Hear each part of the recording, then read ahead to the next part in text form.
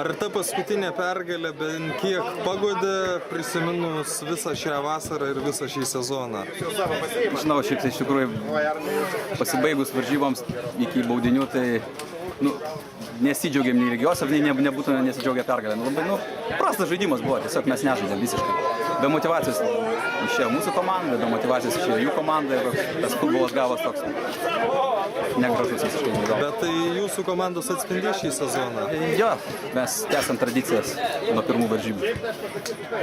Tai yra bent kiek atsakymų, dėl ko tas sezonas taip nesusiklostė? Iš tikrųjų, mes po praeitų varžybų padarėm šiokias tokias išvadas, kad visgi reikia treniruotis visai komandai, o ne pusiai komandos, nesilpnesniai daliai visą žiemą ir vasarą būtumėm pasiruošę, nes tiesiog buvo susikalbėjimo trūkumas, nebuvo pasų į centrą, nebuvo smūgių, nebuvo užbaigimų paprastų dalykų, kur elementoriškai žaidžiama futbolas.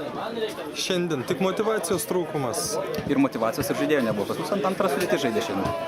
Visiškai. Bet ir pirma nelaimėdavo.